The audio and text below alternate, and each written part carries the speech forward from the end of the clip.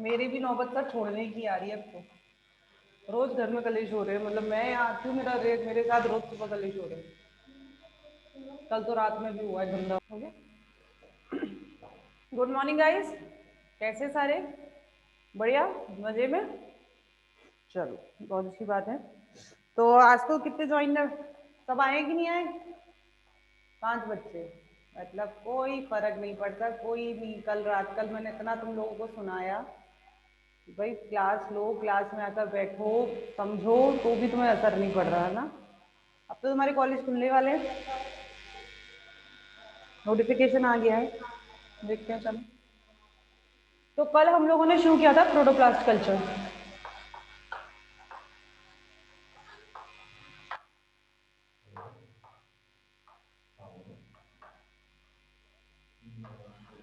ठीक है, कल प्रोटोप्लास्ट कल्चर शुरू किया था, जिसमें से उसकी टेक्निक्स के बारे में हम लोगों ने कल देखा था।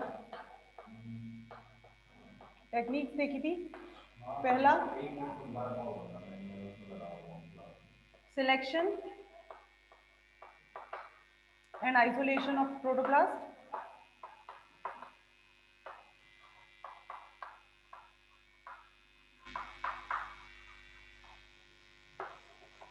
दूसरा, कल्चर ऑफ प्रोटोप्लास्ट।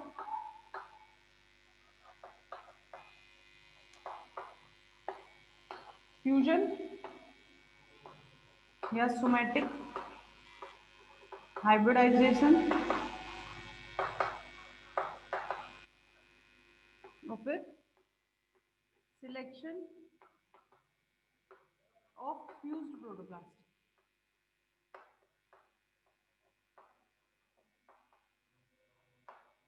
ये देखी थी अपन ने कल, ये चारों टेक्निक्स देखी अपन ने। ठीक है, selection and isolation of protoplast, culture of protoplast, somatic hybridization and selection of fused protoplast. जिसमें से कल हम सबसे पहले किसकी बात कर रहे थे? सबसे पहले हमने बात करी थी selection and isolation of protoplast, protoplast का आइसोलेशन और उसका सिलेक्शन। सिलेक्शन कह लो या प्योरिफिकेशन भी था, दोनों में से कुछ भी कह सकते हैं आप।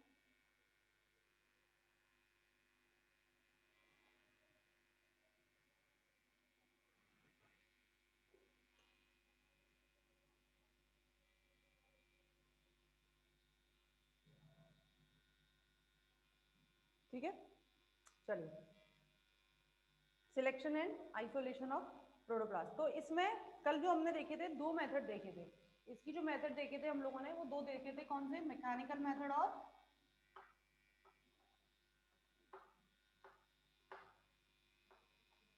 Enzymatic method.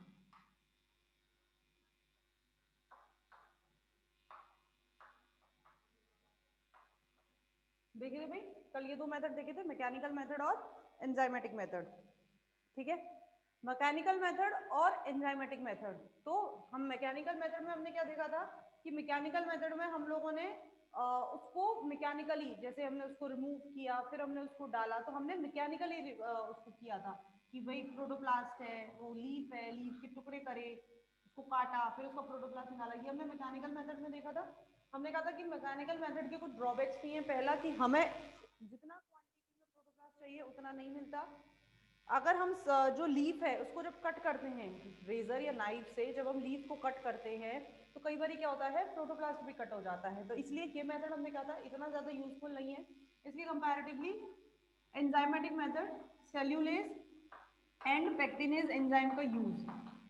ठीक है, इसके कंपैरेटिवली एंजाइमेटिक मेथड, जिसमें हम एंजाइम्स कौन से यूज करते हैं? Cellulase and pectinase with osmolytic osmolytic mixture.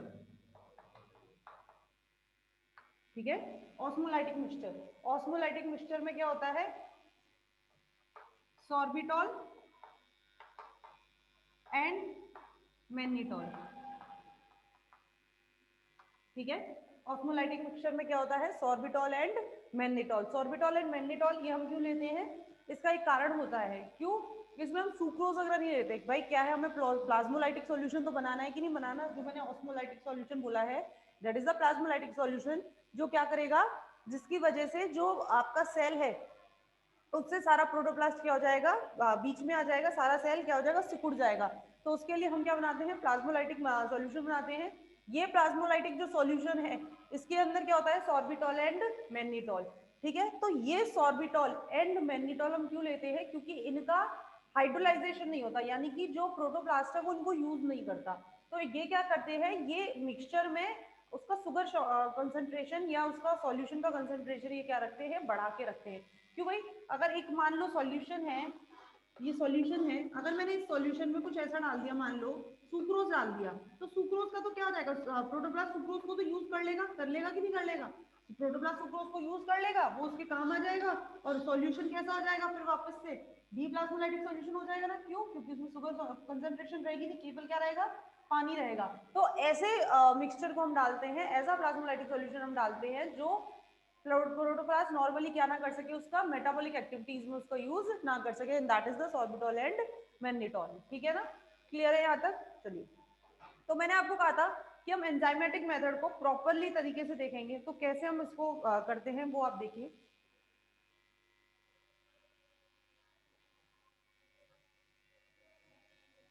Enzymatic method को भी करने के कुछ तरीके होते हैं।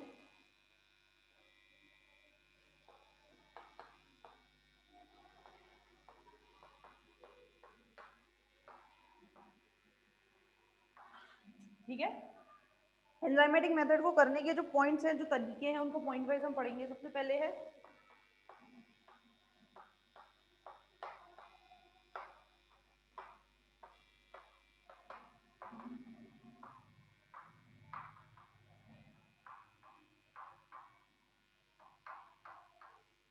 पहला, selection of material and sterilisation.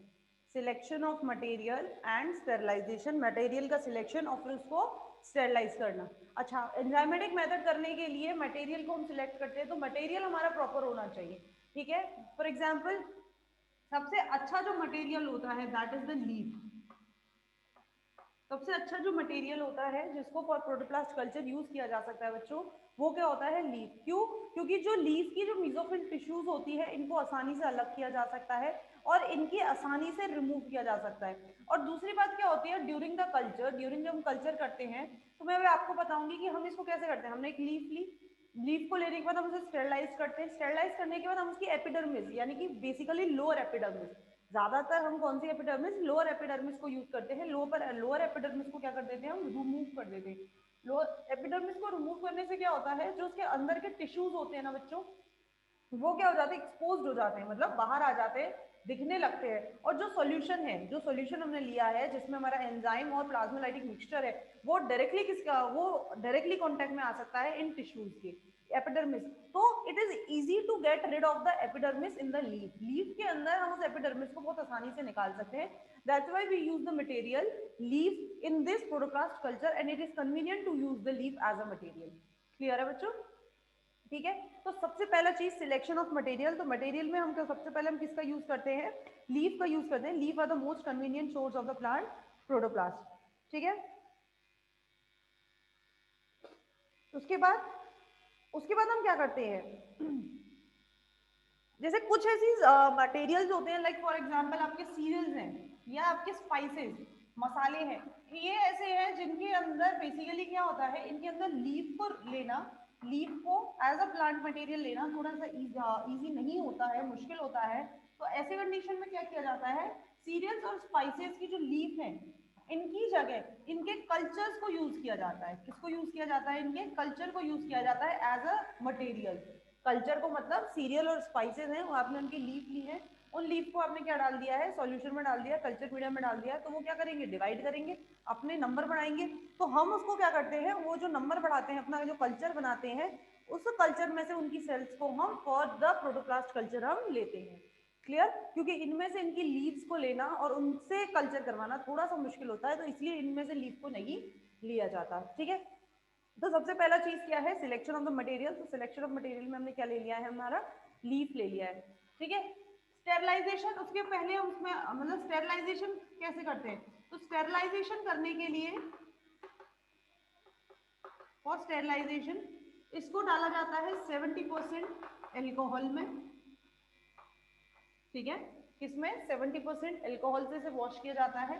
Then इसको 2% sodium hypochloride NaOCl, sodium hypochloride से इसको क्या किया जाता है, वॉश किया जाता है। Sodium hypochloride is a very harmful और डेंजरस मटेरियल है, लेकिन माइक्रो ऑर्गेनिज्म के लिए कि इसकी हम बहुत माइन्यूट क्वांटिटी रखते हैं ताकि जो हमने प्लांट मटेरियल जो एक्सप्लांट हमने लिया है उसको कोई नुकसान ना पहुंचे इसके लिए, ठीक है। तो 2% हमने क्या लिया है, सोडियम हाइपोक्लोराइड लिया है। और इन सबसे ट्रीट करने के बाद, इन सबसे स्टेरलाइज करने के बाद इसको कंटिन्यूअसली वॉश किया जाता है, continuously wash with distilled water, ठीक है। इसको कंटिन्यूअसली किससे वॉश किया जाता है, इसको डिस्टिल्ड वाटर से इसको थोड़ी देर तक वॉश किया जा सकता है, जिसकी वजह से हम क्या कर सकते हैं, हम क्या कहते हैं कि जो 2% NaCl सोडियम हाइपोक्लोराइड हमने जो लिया है उसको वो क्या हो सके, रिमूव हो सके। क्लियर है बच्चों? तो ये होता है इसका स्टेरलाइजेशन। इसके बाद इसका pre enzyme treatment. Pre enzyme treatment, pre enzyme treatment क्या होता है, जो अभी थोड़ी देर पहले मैंने आपको बताया था।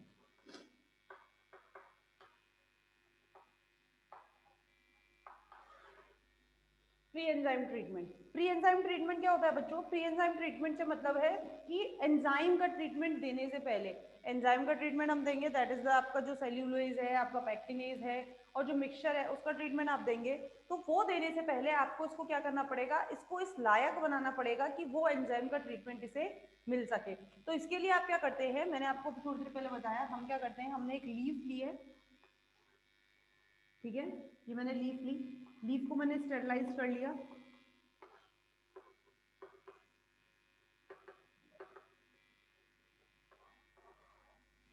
ठीक है। इसके बाद मैंने क्या कर लिया, इस लीफ को स्टेरलाइज कर दिया। अब मैं क्या करूंगी, मैंने आपको बोला कि एंजाइम का ट्रीटमेंट इसे मिल सके, उसके लिए हम क्या करते हैं, उसके लिए हम इसकी एपिडर्मिस रिमूव कर देते हैं। कौन सी एपिडर्मिस, रिमूव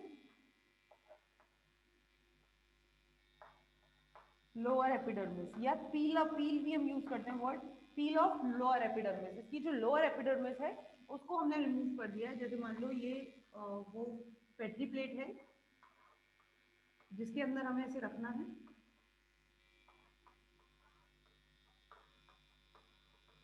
ठीक है, और इसी के अंदर क्या मौजूद है, एंजाइम सॉल्यूशन भी मौजूद है, ठीक है। तो हमने क्या कर दिया, इसकी जो लोअर एपिडर्मिस है उसको निकाल दिया है, इसको पील कर दिया है, और कन्वीनियंटली लोअर एपिडर्मिस को रिमूव करने के बाद और कन्वीनियंटली इसको यूज करने के लिए कई बार हम क्या करते हैं, इसके जो टिश्यूज है, इसके जो टिश्यूज हैं उसको स्क्वायर स्क्वायर टुकड़ों में भी काट लेते हैं इस तरह से,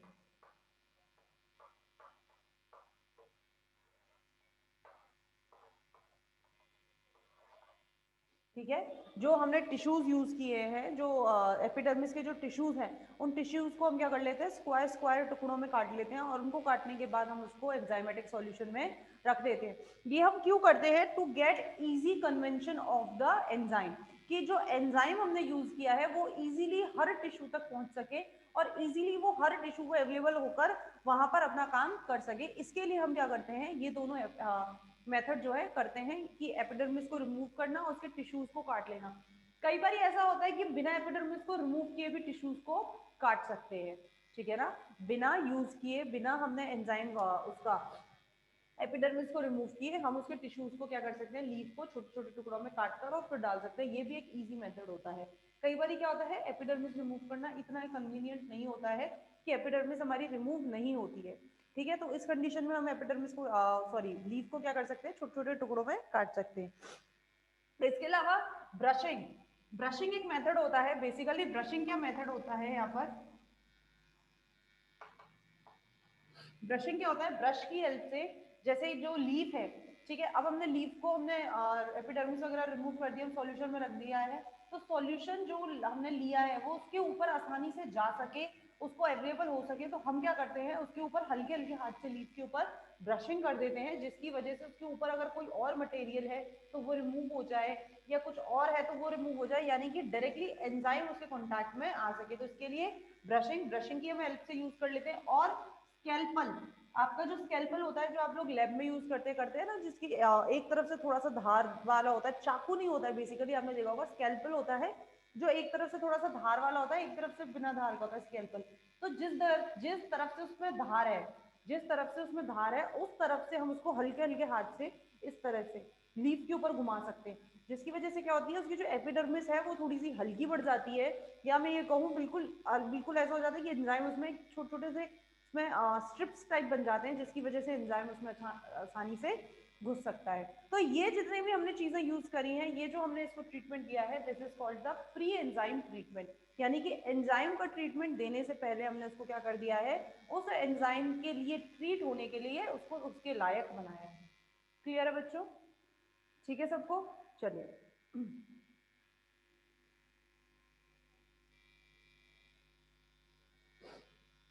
अब इसके बाद बात करते हैं एंजाइम ट्रीटमेंट की।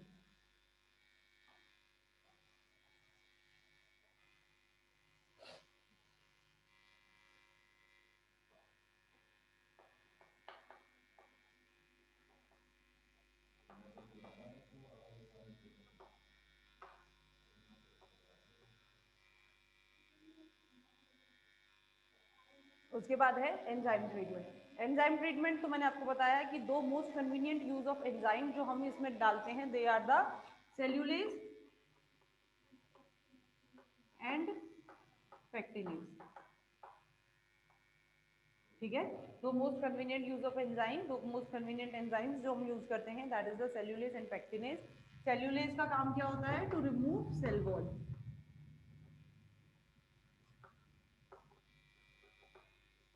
To remove cell wall, cell wall का यू रिमूव करना। और पेक्टिनेज इसका काम क्या होता है? To remove middle lamella. ठीक है, to remove middle lamella, middle lamella का यूज करना, इन दोनों एंजाइम्स को हम यूज करते हैं। ठीक है, इसके अलावा जो हम इसका जो रिमूवल होता है, it also depend on the nature and concentration of enzyme. Nature and concentration of enzyme, की जो एंजाइम आपने यूज किए हैं उनका नेचर क्या है, और दूसरा किस कंसेंट्रेशन में आपने वो एंजाइम यूज किए हैं, ये दोनों चीज डिपेंड करती हैं। ये दोनों चीज बताती हैं किसको? आपके प्रोटोप्लास्ट के रिमूवल को, प्रोटोप्लास्ट के कल्चर को, nature and concentration of enzyme. ठीक है, चलिए उसके बाद अब अगर हमने इन दोनों का यूज किया है, उसके बाद मैंने आपको इसकी वो बता दी है कि हमने स्टेरलाइजेशन हम कैसे करते हैं, कैसे हमने स्टेरलाइज किया है। अच्छा, एंजाइम के ट्रीटमेंट भी दो तरीके से हो सकते हैं। कैसा?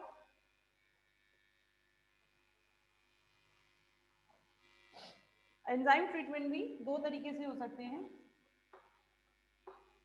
डायरेक्ट और वन स्टेप मेथड।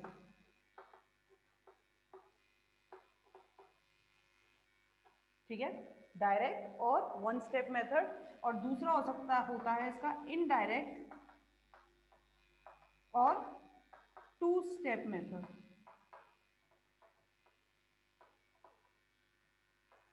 डायरेक्ट और वन स्टेप मेथड और इनडायरेक्ट और टू स्टेप मेथड। ठीक, डायरेक्ट और वन स्टेप मेथड क्या होता है कि जो भी कुछ देना है, जो भी कुछ हमें इसको देना है वो हम कब दे दें? इसको पहली बार में दे दें, एक ही स्टेप में दे दें। यानी कि आपने टिश्यू लिया है, आपने ये लीफ ली, लीफ की हमने टिश्यू ली, और इसमें ही पहली बार में हमने क्या दे दिया है? उसको सब दे दिया है, जिसमें आपका सेल्यूलेज भी मौजूद है, जिसमें आपका पेक्टिनेज भी मौजूद है। ठीक है, और जिसमें आपका जितना भी प्लाज्मोलाइटिक सॉल्यूशन है वो मौजूद है। ठीक है, यानी कि सब चीज एक ही बार में हमने उसको दे दी है, एक ही बार में हमने उसको अवेलेबल करा दी है, और फिर हमने उसका आगे काम देखा है। जबकि इनडायरेक्ट और टू स्टेप मेथड क्या होता है? इनडायरेक्ट और टू स्टेप मेथड में हम दो स्टेप में चलते हैं। पहले स्टेप में तो क्या होता है? टू स्टेप, इसमें एक ही स्टेप है, एक ही बार में कर दिया। टू स्टेप यानी कि दो स्टेप में चलेंगे। तो पहले स्टेप में क्या होता है? पहले स्टेप में हम इसे देते हैं पेक्टिनेज प्लस प्लाज्मोलाइटिक सॉल्यूशन।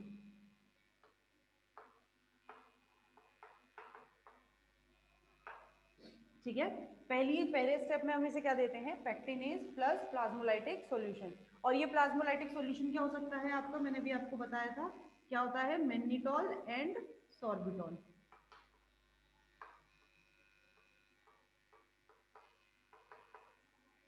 ठीक है, मैग्नीटॉल और सॉर्बिटॉल हम इसको देते हैं। पहली बार में देते हैं पेक्टिनेज। दैट मीन्स हम क्या कर रहे हैं कि जो टिश्यू हमने डाला है, हम चाह रहे हैं हर एक सेल अपने आप से क्या हो जाए, अलग हो जाए, इंडिविजुअल सेल्स हमको मिलना शुरू हो जाए। तो उसको हम क्या कहते हैं, सबसे पहले हमने दिया पेक्टिनेज, जिसकी वजह से हमें क्या हुई, सारी सेल्स अलग अलग मिल गई, इंडिविजुअल मिल गई, क्लम्प्स में नहीं है, जुड़ी हुई नहीं है। ठीक है, फिर दूसरी बार में हम क्या देते हैं इसको, cellulase plus प्लाज्मोलाइटिक solution.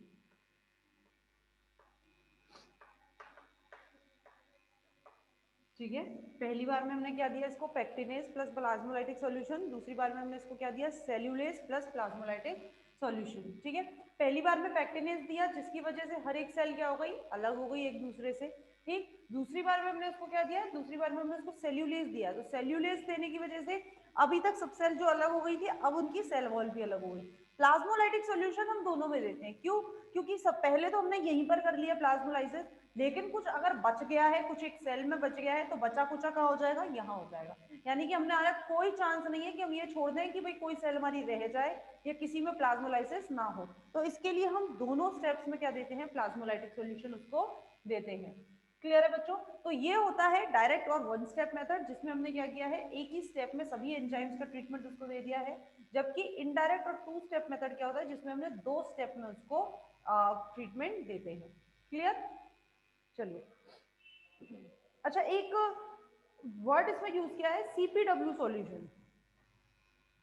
CPW solution, CPW solution कुछ नहीं है, सेल प्रोटोप्लास्ट वॉशिंग सॉल्यूशन।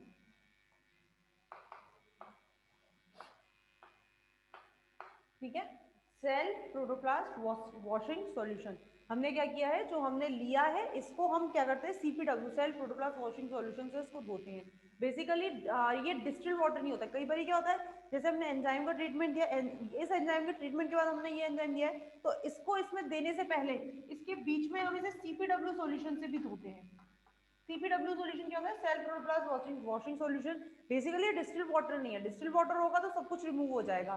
तो ये कुछ ऐसे कंपोनेंट्स होते हैं, इसके कंपोनेंट्स क्या है वो आपको बुक में दिए हुए हैं, अगर आपकी बहुत तीव्र इच्छा करे पढ़ने की तो आप पढ़ लें, बाकी जरूरी नहीं होता।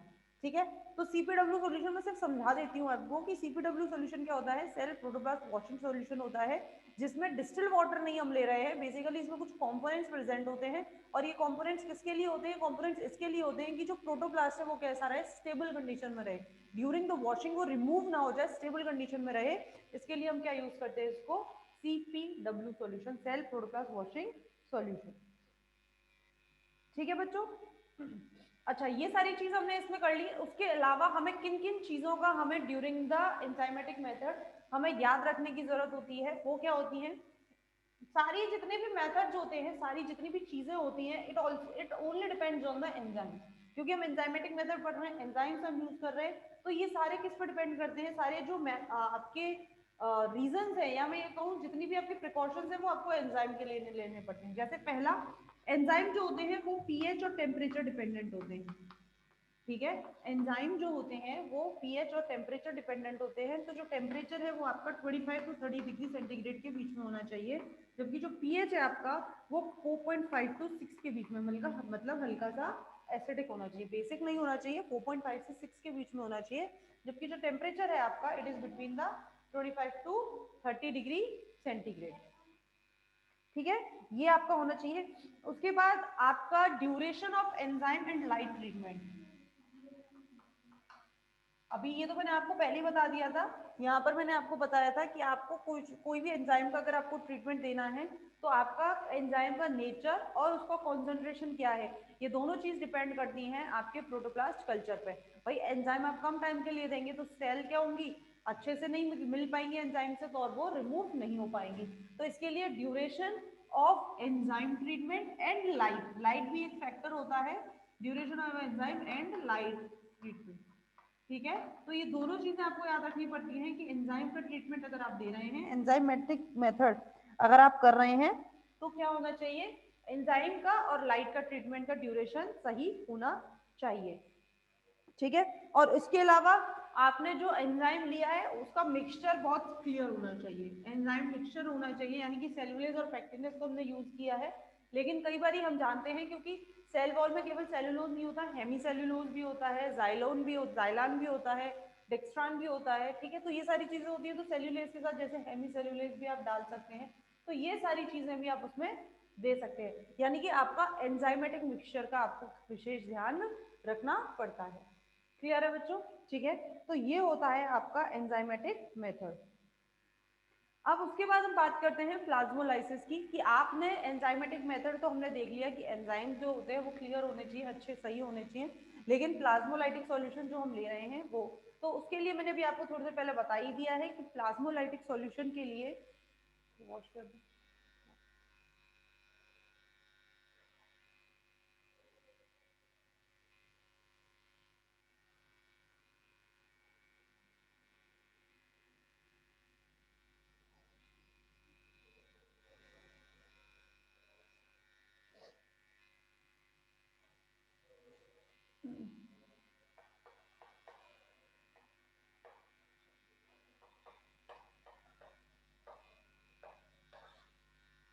प्लाज्मोलाइटिक सॉल्यूशन जो हम ले रहे हैं, तो प्लाज्मोलाइटिक सॉल्यूशन के लिए हमें क्या होता है, मैंने आपको बोला सबसे मोस्ट कॉमनली क्या यूज होते हैं, मैग्नीटॉल एंड सेर्बिटॉल, और ये दोनों क्यों होते हैं ये भी मैंने आपको बता दिया। क्यों? क्योंकि ये दोनों क्या होते हैं, ये ऐसे हैं जो एंजाइमेटिकली यूज्ड नहीं होते हैं, जिनमें से सबसे अच्छी तरह हम किसका यूज करते हैं, मैग्नीटॉल का यूज करते हैं, ठीक है। अच्छा, उसके बाद अगर आपका जो एक बारी प्लाज्मोलाइसिस हो गया, ठीक है, प्लाज्मोलाइसिस हो गया, तो अब आपको और ऑस्मोटिक सॉल्यूशन की जरूरत नहीं है, प्लाज्मोलाइसिस डन, तो फिर आपको no more osmotic solution required,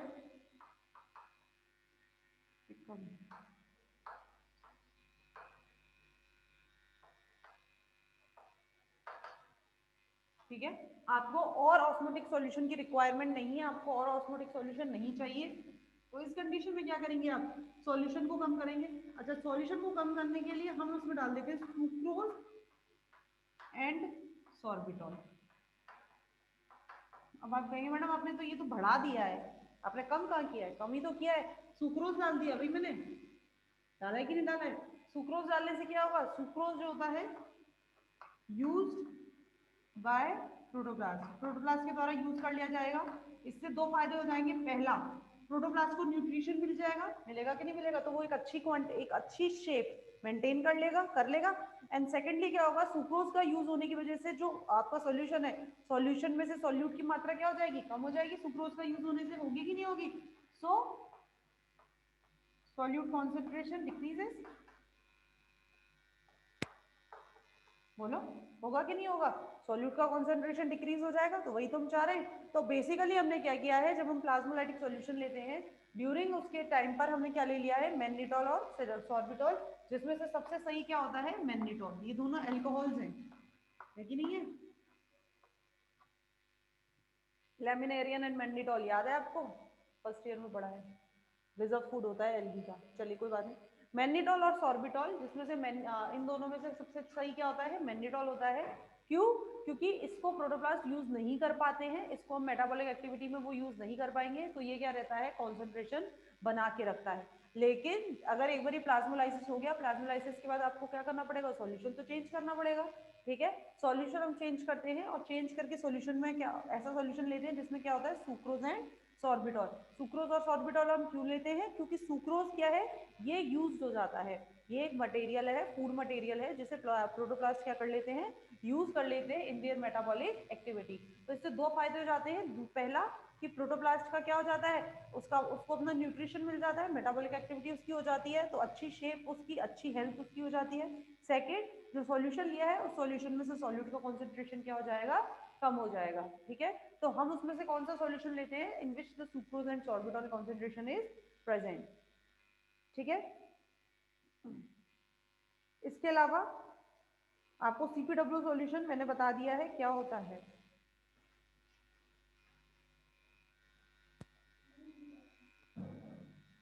बच्चों रिज्वाइन कर लीजिए क्लास एक बार।